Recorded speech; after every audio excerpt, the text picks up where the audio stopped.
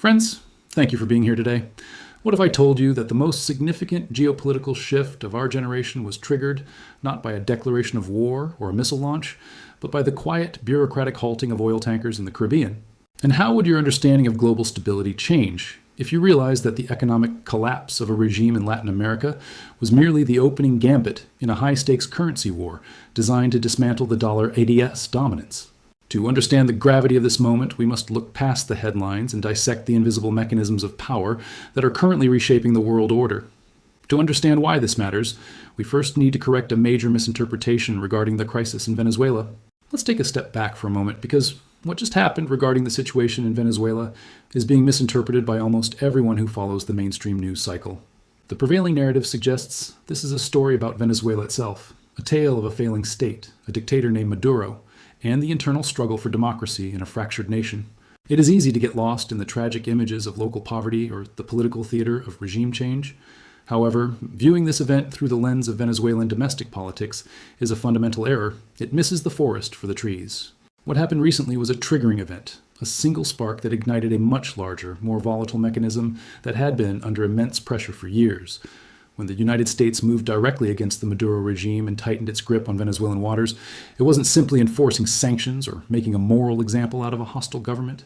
It was applying calculated, asphyxiating pressure to a strategic global artery, and that artery is oil. In the complex world of geopolitics, oil is never a local commodity. It is the lifeblood of the industrial world. The moment a major producer is disrupted, the shock does not stay contained within national borders. It travels outward like a tsunami through global supply chains, financial markets, and geopolitical alliances. And this time, that shock did not stop in Caracas. It went straight to Beijing.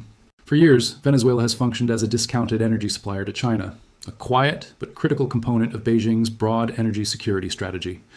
When Washington escalated its actions against Maduro, it didn't just target a government it considers hostile. It disrupted a flow of resources that China depends on.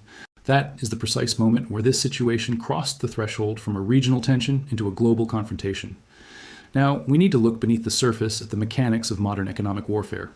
The public narrative surrounding this event talks about cartels, corruption, or regime stability. Those explanations are surface-level distractions. Beneath them lies a far more consistent and ruthless pattern of American power projection. Every time the United States wants leverage, it doesn't start with tanks or infantry divisions. It starts with choke points. It starts with the invisible infrastructure of global trade. Shipping lanes, insurance markets, port access, compliance checks, and naval presence control the movement of energy, and you control the tempo of entire economies. The move against Maduro fits that pattern perfectly. By exerting pressure on Venezuelan exports, the United States effectively weaponized uncertainty. This is a concept that is crucial to grasp. In the modern era, you do not need to physically sink a ship to stop trade. You only need to make the risk of moving that ship mathematically impossible for the commercial sector to bear. When the U.S. signaled its intent, tankers hesitated. Insurers, fearing secondary sanctions or asset seizures, raised premiums to exorbitant levels. Traders backed away, canceling contracts. Even ships that were technically compliant began to avoid the region entirely because time itself became a prohibitive cost. In the logistics industry, delays translate directly into losses. For large crude carriers, those losses compound rapidly, turning a profitable run into a financial disaster within days. This is how economic warfare is conducted in the 21st century. It is quiet, procedural, and devastatingly effective. It relies on the reluctance of private enterprise to engage with risk. But here is the critical mistake many observers are making. They assume this pressure was aimed only at Venezuela. It wasn't. Venezuela is the lever, not the target. The real target sits thousands of miles away, refining that crude, absorbing those discounts, and integrating that supply into its broader industrial machine. This strategy of weaponized uncertainty exposes a critical Chinese vulnerability. China has spent years building resilience into its energy strategy. They have diversified suppliers, locked in long-term contracts, and exploited geopolitical fractures to secure cheap inputs from ostracized nations. Venezuelan oil, heavily discounted and politically isolated, became a perfect fit for this strategy. It was a symbiotic relationship. Venezuela needed cash, and China needed secure, cheap energy that operated somewhat outside the immediate sphere of Western influence. When that flow is threatened, Beijing does not see a regional dispute about democracy. It sees a direct challenge to its supply security. And for a manufacturing superpower that imports the vast majority of its energy, supply security is synonymous with national security. This is why the reaction we are now witnessing was inevitable. Once oil shipments slow, once production drops, once storage tanks begin to fill and exports stall, the economic damage radiates outward. Chinese refiners feel it almost immediately. Margins tighten, input costs rise, strategic planning is disrupted. Many Chinese refineries are specifically calibrated to process the heavy, sour crude that Venezuela produces. You cannot simply swap this out for light, sweet crude from elsewhere without significant efficiency losses and technical adjustments. When this disruption hits, Beijing is forced to reassess not just its energy exposure, but the broader framework of how the United States applies pressure globally. This is where the confrontation changes form. The United States has unmatched naval reach and an unparalleled ability to enforce sanctions across oceans. China knows this. It also knows that attempting to respond symmetrically, ship for ship, fleet for fleet, would be a losing proposition. It would be slow, extraordinarily expensive, and immediately escalatory, potentially leading to a kinetic war China is not yet ready to fight. Recognizing this weakness, China realized it could not compete directly and instead initiated a shift to asymmetry. Instead, China looks for tools that can impose costs without firing a shot. That is why this moment matters so profoundly. The move against Maduro did not just tighten a blockade, it exposed a vulnerability. It showed Beijing once again that physical supply chains, no matter how well contracted, can be threatened by American power projection. And when that realization sets in, the response does not come in the form of angry rhetoric or a diplomatic protest note. It comes through finance, it comes through currency, it comes through the markets. Because while the United States controls many of the world's sea lanes, China has spent years positioning its currency and financial system as a counterweight. This is not a conspiracy theory, it is strategy in motion. The escalation we are seeing now is the opening phase of a broader adjustment one where Beijing signals that if its physical supply lines are squeezed, it will apply pressure where Washington is most exposed: markets, capital flows, and the dollar itself. That is why this event feels sudden to many people. It looks like an isolated incident. In reality, it is the release of tension that has been building for years.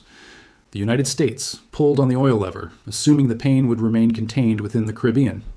China interpreted it as a warning shot across its economic bow. And once that interpretation is made, the response becomes predictable, not loud, not dramatic, but structural. What follows is not a trade dispute in the traditional sense. It is a recalibration of power, where currency becomes a weapon and markets become the battlefield. This is the moment where a regional enforcement action transforms into the opening move of a currency war. And once that threshold is crossed, there is no easy way back. I want to pause here for a second and get your take on this. Do you believe this shift towards financial warfare is a permanent change in how global powers compete, or is it just a temporary reaction? Drop your thoughts in the comments below. I'm really curious to see where you stand on this. The result of this American pressure was the rapid creation of an economic dead zone.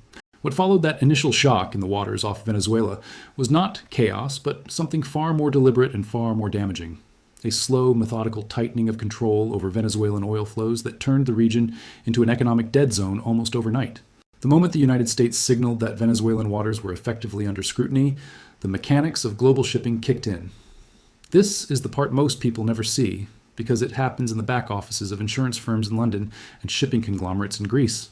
Oil does not move simply because it exists. It moves because insurers underwrite risk, because ports guarantee access, because schedules are predictable, and because delays are manageable. Remove any one of those pillars and the system begins to seize. Remove several at once and it collapses. By enforcing checks, signaling potential seizures, and maintaining a visible naval presence, Washington didn't need to intercept every tanker. It only needed to inject enough uncertainty to make participation irrational. Shipping companies operate on thin margins and tight timelines. A single day of delay for a large crude carrier can translate into tens of thousands of dollars in losses. Multiply that across multiple days, inspections, rerouting, or idle waiting, and the economics stop making sense. The result is self-enforcing. Ships turn away before they are ever stopped. Traders cancel contracts before penalties are even discussed. Insurers raise premiums or quietly withdraw coverage. What looks like a blockade on paper becomes something more powerful in practice, a market-wide refusal to engage. This is how modern enforcement works. It does not rely on constant force. It relies on incentives and fear.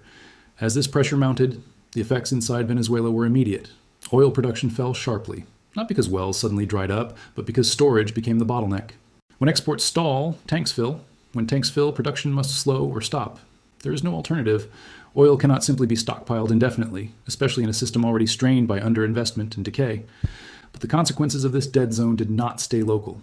They created a devastating ripple effect on China. Every barrel that failed to leave Caracas was a barrel that failed to reach a refinery elsewhere. And for China, that absence mattered far more than the headlines suggested. Chinese refiners are not just buyers, they are planners. Their operations are built around predictable flows, long-term discounts, and carefully managed margins. Venezuelan crude, sold at steep reductions due to sanctions and isolation, had become an integral input. When those shipments slowed or stopped, it was not merely an inconvenience. It was a disruption to cost structures, supply forecasts, and energy security calculations. This is where the United States' tactic reveals its broader ambition. By squeezing Venezuelan exports, Washington was not simply punishing a regime, it was demonstrating that it could still reach deep into global supply chains and apply pressure at will. The message was unmistakable. If oil moves by sea, it moves under American oversight. And that message landed in Beijing with absolute clarity. The problem for Washington is that this approach, while effective in the short term, carries a strategic cost. It forces counterparties to adapt. China, watching tankers hesitate and production fall, does not see a temporary disruption. It sees a vulnerability that must be neutralized. And neutralizing that vulnerability does not mean trying to outmatch the U.S. Navy ship for ship. It means reducing exposure to the system that makes such pressure possible in the first place. This is why the situation escalates beyond oil so quickly. Energy is the trigger, but finance is the response. Before the long-term strategic response could fully form, the markets entered an intermediate phase of volatility and risk. As Venezuelan exports choke off, global oil markets begin to reprice risk. Fewer barrels on the water tighten supply expectations. Volatility creeps in. Prices react not just to actual shortages, but to the perception of fragility. Traders begin to factor in geopolitical premiums. This feeds directly into inflation expectations, interest rate assumptions, and broader market sentiment. Suddenly, a regional enforcement action is influencing asset prices far beyond Latin America. At the same time, the enforcement itself becomes more complex. Shadow fleets emerge. Ships change flags. Paper ownership shifts through shell entities. Tankers play jurisdictional games, repainting hulls and altering registries to slip through gaps in enforcement. Each of these maneuvers raises the risk of miscalculation. A wrong boarding, a misidentified vessel, a diplomatic incident involving a third party. The system becomes a high-stakes game of cat and mouse on the open sea. And while that drama unfolds, the underlying cost continues to rise. The U.S. Navy spends more to maintain presence. Taxpayers absorb the burden. Deficits widen. The price of global policing becomes more visible, even as its necessity is rarely questioned in Washington. This brings us to a critical observation from Beijing ES perspective, the fiscal Achilles heel of American power. The United States can enforce these blockades, but it does so at enormous financial and political cost. Every patrol, every inspection, every extended deployment feeds into a fiscal structure already under strain. High deficits are not an abstract concern. They translate into higher interest rates, heavier debt servicing, and growing dependence on foreign capital. And this is where the logic turns. If the United States insists on using physical power to control supply chains, it exposes itself financially. That exposure is the opening China has been waiting for. Because while Washington focuses on ships and sanctions, Beijing prepares its response in a domain where the United States is far less insulated. Currency and capital markets do not require fleets. They require confidence. They require participation. And they can shift far faster than any naval buildup. The tightening of Venezuelan oil flows, therefore, is not an isolated pressure point. It is the first visible stress fracture in a much larger structure. As production falls and shipments stall, China absorbs the signal and recalibrates. It recognizes that cheap energy secured through geopolitics can be interrupted by geopolitics. And once that realization sets in, the imperative becomes clear. Reduce vulnerability, counter pressure, and shift the battlefield. This is the moment where the confrontation quietly leaves the water and enters the balance sheets. The oil blockade does its job, but it also accelerates the transition to a new phase of conflict, one where the levers are financial, the weapons are currencies, and the consequences ripple through markets rather than ports. It is at this precise juncture that we witness the fundamental transformation of the conflict. What looks like an energy squeeze is, in reality, the prelude to something far more destabilizing, because once finance is pulled into the equation, every investor, every pension fund, and every central bank becomes part of the battlefield, whether they intend to or not. At this point, the dynamic changes, because what began as pressure on a sanctioned producer quietly transforms into a strategic collision with a far larger power. The United States may frame its actions as enforcement against a hostile regime, but from Beijing's perspective, the signal is unmistakable. A critical energy artery feeding Chinese industry has been deliberately constricted. This is where the miscalculation emerges.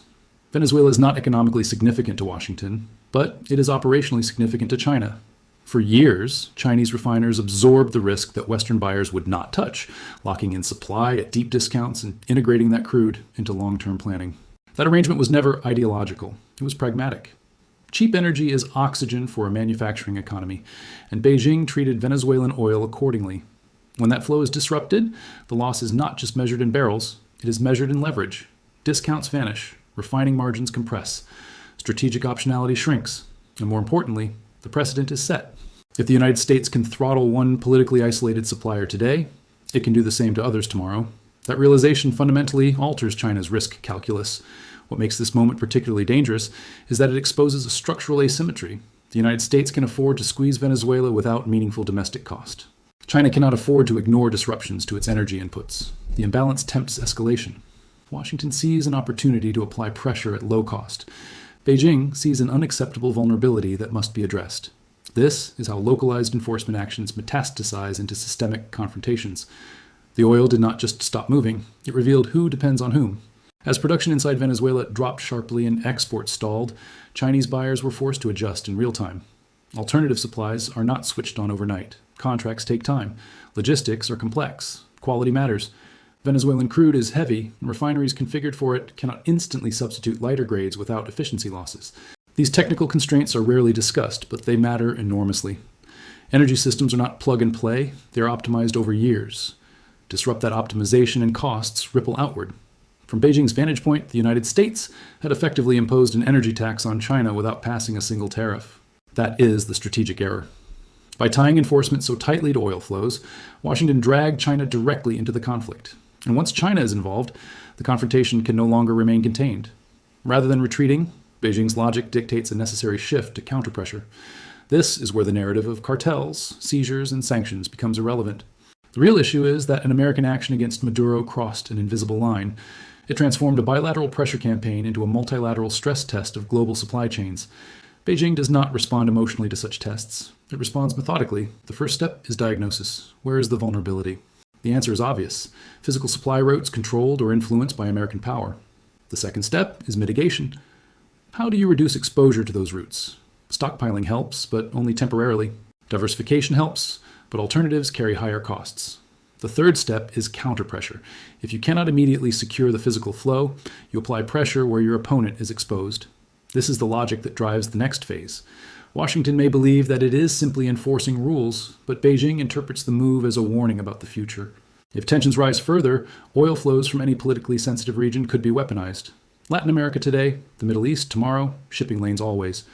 For a country that imports the majority of its energy, this is not an abstract concern.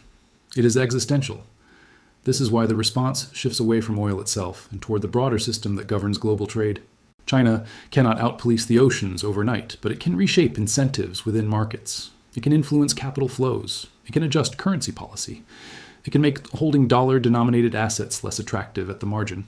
These are not dramatic gestures. They are cumulative, and they are far harder to counter once set in motion. The United States, by contrast, remains focused on the visible theater, ships turning away, production falling, pressure mounting on a sanctioned regime. What it underestimates is the downstream effect of signaling. By showing how easily energy flows can be disrupted, Washington incentivizes its rivals to seek insulation from the dollar-centric system that enables such enforcement. That insulation does not happen overnight, but it accelerates precisely in moments like this. As Venezuelan oil exports dry up, Chinese planners are forced to confront a hard truth. Dependence on discounted, politically vulnerable suppliers carries hidden risks, but dependence on a system policed by a strategic rival carries even greater ones. This is where the confrontation becomes structural rather than tactical. It is no longer about whether a specific tanker reaches a port. It is about whether China can tolerate a world in which its industrial engine can be throttled by decisions made in Washington. The answer, inevitably, is no. And so the focus shifts from reacting to this disruption to preventing the next one. This counterpressure is not just about survival. It is about building a new financial architecture. That prevention does not begin with fleets or bases. It begins with financial architecture. The United States can block ships, but it cannot easily force the world to hold its currency if alternatives become more attractive. It can sanction vessels, but it cannot prevent capital from seeking refuge elsewhere if confidence erodes. By pushing too hard on the oil lever, Washington inadvertently highlights the fragility of its own position. It reminds the world that American power, while immense, is expensive to maintain and deeply intertwined with debt, deficits, and foreign capital inflows. China understands this linkage better than most. It understands that every additional naval deployment, every extended blockade, and every escalation in enforcement feeds into the fiscal strain of its rival. And fiscal strain creates openings. The situation, therefore, is no longer linear. Pressure on Maduro leads to pressure on oil. Pressure on oil leads to pressure on China. Pressure on China leads to pressure back on the United States, not at sea, but in markets. This chain reaction is not accidental. It is the predictable outcome of a system where energy, finance, and power are inseparable. The mistake was assuming the chain would stop at Venezuela. It won't. It can't. Because once a major economy perceives that its core inputs are being targeted, it will respond in the domain where it holds leverage. And in this case, that domain is monetary. The stage is now set for the confrontation to move decisively away from tankers and ports and into exchange rates, capital flows, and the long-term contest over which currency anchors the global system. The oil war was the spark. The currency war is the fire that follows. As the confrontation widens, we must look at the geopolitical map and the reality of choke points. The geography of power becomes impossible to ignore because oil is not just produced and consumed, it is moved, and the movement itself is where leverage concentrates. Every major supply route that feeds China runs through narrow corridors where control matters more than volume. This is the structural reality Beijing has been forced to confront again. Venezuelan oil is only one stream, but it is emblematic of a larger problem. Whether crude comes from Latin America, the Middle East, or Southeast Asia, it must pass through choke points that are monitored, influenced, or directly patrolled by the United States and its allies. The Strait of Hormuz, the Suez Canal, the Malacca Strait, these are not abstractions on a map. They are pressure valves. When Washington tightens its grip in one region, the signal is global. The message is not just that a shipment can be delayed or seized, but that access itself is conditional. From a strategic standpoint, this creates a form of permanent insecurity for any country whose economy depends on imported energy. China understands this more acutely than anyone. Its manufacturing base, its export engine, and its domestic stability all rely on uninterrupted flows of raw materials. When the United States demonstrates that it can disrupt those flows indirectly, without declaring war, and without crossing obvious red lines, it forces Beijing to rethink the entire architecture of its rise. This is where the situation stops being about Venezuela altogether. The blockade, the inspections, the naval maneuvers, they are not just tactical actions. They are rehearsals. They test how far pressure can be applied before resistance emerges. They test how markets react, how allies respond, and how rivals adapt. For China, watching these rehearsals is deeply unsettling. It confirms what Chinese strategists have warned about for years, that physical supply chains are vulnerable to American power projection in ways that cannot be fully mitigated through trade agreements or diplomacy alone. This geographical vulnerability highlights the crushing fiscal weight of American power. This realization has profound consequences. It means that even if China diversifies suppliers, even if it secures long-term contracts, the underlying vulnerability remains as long as the movement of goods depends on routes dominated by a rival. That vulnerability is not theoretical. It is being demonstrated in real time. As U.S. naval presence expands under the banner of enforcement and security, the cost of maintaining that presence grows. Fleets require funding, bases require upkeep, personnel require salaries. All of it is financed through debt. Washington can justify these costs politically by invoking national security, but economically they accumulate. Each deployment adds to the fiscal load. Each escalation compounds the deficit. This is the trade-off at the heart of American power. It can project force globally, but doing so is extraordinarily expensive. China does not need to match this projection ship for ship to benefit from that reality. It only needs to let the costs mount. From Beijing's perspective, the Venezuelan episode reinforces a long-standing conclusion. The United States uses control of logistics as a weapon, but that weapon weakens its own financial position over time. This is the asymmetry China seeks to exploit. While Washington invests trillions in maintaining dominance over sea lanes, Beijing invests in positioning itself to absorb, redirect, and eventually capitalize on the financial fallout. The naval buildup underway in the United States is often framed as a response to rising threats, but it is also an admission. An admission that securing global supply chains requires overwhelming force. An admission that the existing order cannot be maintained cheaply. For China, this is both a warning and an opportunity. The warning is obvious. If tensions escalate, physical disruption of supply chains becomes a real risk. The opportunity lies in the second-order effects. High military spending feeds into higher deficits. Higher deficits feed into heavier borrowing. Heavier borrowing feeds into greater dependence on capital markets. And capital markets are sensitive to confidence, yields, and currency stability. This is where the battlefield shifts decisively. The more Washington relies on force to manage global flows, the more it exposes itself to financial pressure. Beijing does not need to provoke a direct confrontation to exploit this. It can simply prepare to apply pressure where it hurts most, quietly and incrementally. The Venezuelan oil blockade accelerates this preparation. It underscores the urgency of reducing reliance on a system where access can be denied by naval power. It also underscores the importance of making alternative systems more attractive. This is why discussions of shipping routes quickly bleed into discussions of currency regimes. If China cannot fully secure every physical choke point, it can work to ensure that the financial system those choke points serve is no longer unipolar. A world in which trade is settled, assets are held, and reserves are diversified across currencies is a world where American enforcement carries less weight. And this fiscal strain is exactly what accelerates the strategy of eroding dollar dominance. This is not about overthrowing the dollar overnight. It is about eroding its exclusivity at the margin. Each incremental shift matters. Each percentage point of trade settled outside the dollar reduces the reach of sanctions.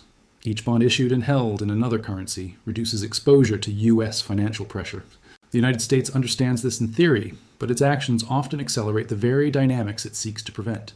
By leaning heavily on naval power and sanctions, it incentivizes alternatives. By making access to energy and trade conditional, it encourages counterparties to seek insulation. The Venezuelan case is a textbook example. What began as pressure on a small, sanctioned producer has evolved into a reminder that physical dominance comes at a financial cost. China watches this unfold and adjusts accordingly. It does not need to announce its intentions. It signals through policy shifts, regulatory changes, and market cues. Investors, always attuned to subtle changes, begin to notice. Currency expectations shift, capital flows respond. None of this happens overnight, but once the process begins, it is difficult to reverse. The global system is highly sensitive to perceived stability. If confidence in the dollar-centric order wavers even slightly, the effects ripple outward. The irony is that the United States, by attempting to demonstrate strength through control of supply chains, may be weakening the foundations of the very system that underpins its power. This is the strategic dilemma now coming into focus. Physical dominance versus financial sustainability. Short-term leverage versus long-term confidence. Venezuela's oil was never the prize. The real contest is over which system the world trusts when pressure mounts.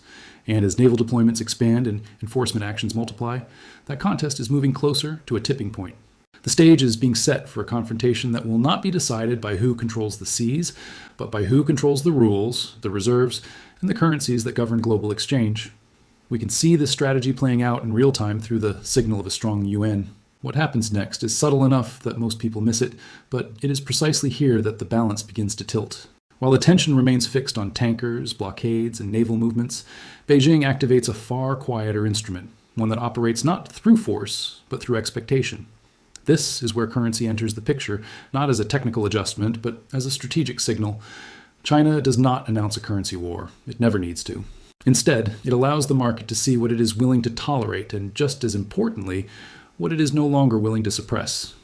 For years, Beijing carefully managed the value of its currency to support exports, absorbing criticism from Washington about manipulation and unfair advantage. That posture made sense in an environment where growth depended on price competitiveness. But the context has changed. When the United States applies pressure through energy supply chains and sanctions, the cost-benefit analysis shifts. Cheap exports matter less when access itself is threatened. What matters then is resilience, capital attraction, and leverage. This is why the signal of a stronger Chinese currency is so important. It tells markets that Beijing is prepared to sacrifice some export advantage in exchange for broader strategic gains. Allowing the currency to appreciate does several things at once. First, it directly pressures U.S. markets by altering capital flows. A stronger currency makes Chinese assets more attractive to global investors, particularly at a time when the dollar is weighed down by deficits, debt issuance, and rising interest costs. Money is opportunistic. It moves toward yield and stability. When investors see a currency backed by a state willing to defend it and an economy willing to absorb inflows, they respond. Second, a stronger currency undermines one of Washington's core arguments. For years, U.S. officials have accused China of exporting deflation through artificially cheap goods. Appreciation blunts that accusation. It allows Beijing to say credibly that it is letting market forces work. That alone weakens the political case for tariffs and trade barriers among U.S. allies. Third, currency strength enhances China's ability to acquire real assets. When your currency buys more abroad, everything from commodities to infrastructure to companies becomes cheaper. This matters enormously in a world where tangible assets are increasingly scarce and strategically valuable. Gold, energy projects, mining operations, logistics hubs all become more accessible when your purchasing power rises. This moves us to the final and perhaps most critical frontier of this conflict, the resurrection of tangible value. While the digital realm of wire transfers and currency exchanges dominates the daily news, a far older form of money is quietly returning to the center of the geopolitical stage. China's strategy is not just to replace one paper currency with another. That would simply be trading a dollar hegemony for a yuan hegemony, a hard sell to a skeptical world. Instead, Beijing is hinting at a return to collateral. If the United States' armed power is backed by the full faith and credit of a government that is deeply in debt, China is positioning itself as the champion of a system backed by hard assets, energy, raw materials, and gold. This is the Petro-Yuan strategy in its mature form. By launching yuan-denominated oil futures contracts in Shanghai that are effectively convertible into gold, China is offering oil producers a way out of the dollar trap. It is saying to Venezuela, to Iran, to Russia, and increasingly to Saudi Arabia, you can sell us your oil, get paid in our currency, and if you don't trust our currency, you can immediately swap it for physical gold. This mechanism bypasses the U.S. banking system entirely. It renders sanctions on SWIFT irrelevant because the trade never touches a New York clearinghouse. But more importantly, it reintroduces a concept that Western central bankers have tried to bury for 50 years, that money should have a store of value independent of government decree. The implications for the global South are staggering. For decades, emerging economies have been forced to hoard U.S. dollars to pay for energy imports and to defend their own currencies. This created a perpetual demand for American debt, keeping U.S. interest rates artificially low and allowing Washington to run massive deficits without immediate consequence. But if energy can be bought with yuan or gold or a basket of BRICS currencies, that artificial demand evaporates. We are already seeing the cracks in the dam. Central banks around the world bought more gold in the last 2 years than at any time since the 1960s. This is not a coincidence. It is a vote of no confidence in the weaponized dollar. They are preparing for a world where sovereign assets can be frozen by a political decision in Washington. And in that world, the only safe asset is the one you physically control. This brings us full circle back to the tankers off the coast of Venezuela. That blockade did not just stop oil, it broke the psychological contract of the dollar system. It proved that the dollar is not a neutral utility like the internet or the ocean. It is a political leash, and once nations see the leash, they start looking for the scissors. This creates a paradox that Washington seems unable to resolve. The more it uses the dollar to enforce foreign policy, the more it incentivizes the creation of a parallel financial system. Every time a transaction is blocked, a bank account is frozen, or a shipment is insured by a non-Western entity, the alternative infrastructure grows stronger. It gains liquidity, it gains trust, and most importantly, it gains habit. Once the pathways for non-dollar trade are established, once the pipelines are built, the gold vaults are filled, and the digital ledgers are connected, there is no going back. The friction of switching systems disappears. Consider the plight of a neutral nation in this new order. If you are Brazil or India or Indonesia, watching the events in Venezuela and the subsequent financial maneuvering, the lesson is clear. You cannot rely on a single point of failure for your national survival. You must hedge. This hedging behavior is what will ultimately drain the liquidity from the dollar system. It won't be a dramatic declaration of war, but a slow, steady diversification that leaves the United States with less leverage and higher borrowing costs year after year. The future that is unfolding is not one of sudden collapse, but of gradual fragmentation. We are moving towards a bifurcated global economy, one sphere operating within the dollar system, subject to U.S. jurisdiction, and sanctioned by U.S. naval power, and another sphere operating in a commodity-backed, decentralized network, insulated from Western financial pressure. The friction between these two spheres will define the economics of the next 30 years. It will drive inflation in the West as cheap goods and cheap energy become harder to secure. It will drive volatility in the East as new systems are tested and refined. But make no mistake, the era of a single unified global market is over. It died in the Caribbean Sea. What is rising in its place is a harder, more fragmented, and far more dangerous world. A world where the currency in your pocket is only as good as the aircraft carrier or the gold vault standing behind it. Before we wrap up, if you're finding value in this deep dive into the hidden mechanics of geopolitics, please consider liking this video and subscribing to the channel. It really helps us continue to bring you these detailed analyses. In conclusion, what we are witnessing is the emergence of a new battlefield. This is not theoretical, it is a deliberate pivot. Beijing understands that currencies are not just mediums of exchange, they are containers of trust. When trust in one container weakens, capital looks for another. The United States, by contrast, is trapped in a dilemma of its own making. Maintaining global military presence requires constant borrowing. Borrowing increases the supply of debt. Increased supply demands higher yields. Higher yields strain the domestic economy and inflate interest expenses.